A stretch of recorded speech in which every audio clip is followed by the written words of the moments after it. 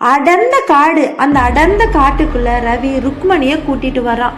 அப்போ ருக்மணி கேட்க ஆரம்பிக்கிறான், என்னங்க இது, இந்த அடர்ந்த காட்டுக்குள்ள கூட்டிட்டு வரீங்க? வீட்டுக்கு தானே கூட்டிட்டு போறதா சொன்னீங்க, ஆனா என்னடானா இப்படி காட்டுக்குள்ள கூட்டிட்டு வந்திருக்கீங்களே அப்படின்னு பேசுறா ருக்மணி. உடனே ரவி, இங்க நான் எப்படி வேட்டையாடுறதுன்னு உனக்கு காமிக்கிறதுக்காண்டி தான் கூட்டிட்டு வந்திருக்கேன், கொஞ்சம் பாரு நான் எப்படி வேட்டையாடுறேன் அப்படின்னு சொல்லிட்டு அவன் வில்லையும் அம்பையும் எடுக்க ஆரம்பிக்கிறான்.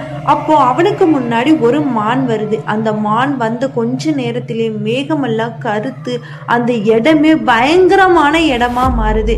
அப்போ ருக்மணி ரொம்ப பயப்படுறான்.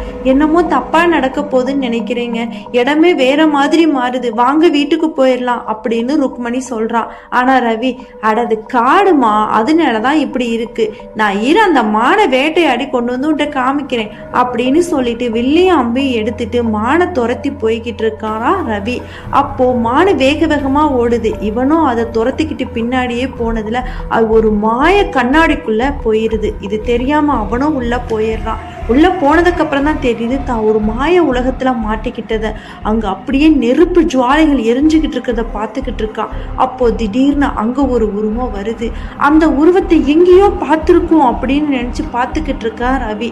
அப்ப தமையந்தி பேச ஆரம்பிக்கிறான், வாங்க உங்களுக்காண்டி தான் நாங்க காத்துக்கிட்டு இருக்கேன், என்ன உங்களுக்கு ஞாபகம் இருக்கா அப்படின்னு பயங்கரமான குரல்ல பேச ஆரம்பிக்கிறா தமையந்தி. அன்னைக்கு ஒரு நாள் ரவியும் தமையந்தி இதே காட்டுக்கு வர்றாங்க.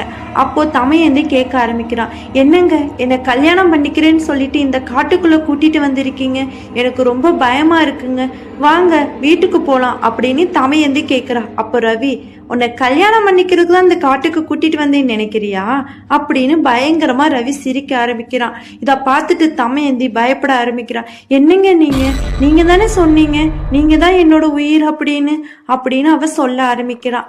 உடனே அதுக்கு ரவி சொல்ல ஆரம்பிக்கிறான், ஆமா இப்பயும் நான் சொல்றேன், நீ தான் என்னோட உயிர் செல்லக்குட்டி, இப்போ உன்னோட உயிரை நான் தான் எடுத்துக்க போறேன் அப்படின்னு பயங்கரமா சிரிச்சுக்கிட்டு அவன் பேச ஆரம்பிக்கிறான். தமையந்தி ரொம்ப பயப்பட ஆரம்பிக்கிறான். வேணா என்னோட நகைகள் கூட நீங்க எடுத்துக்கோங்க, தயவு செஞ்சு சொல்றேன், நீ விட்டுருங்க, என்னை நம்பி என்னை ஒரு குடும்பமே இருக்கு அப்படின்னு அழ ஆரம்பிக்கிறா தமையந்தி.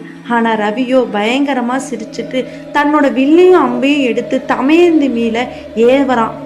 தமையந்தி மேல அந்த அம்பு பட்டு உடனே அதே இடத்துல சுருண்டு விழுறா தமையந்தி.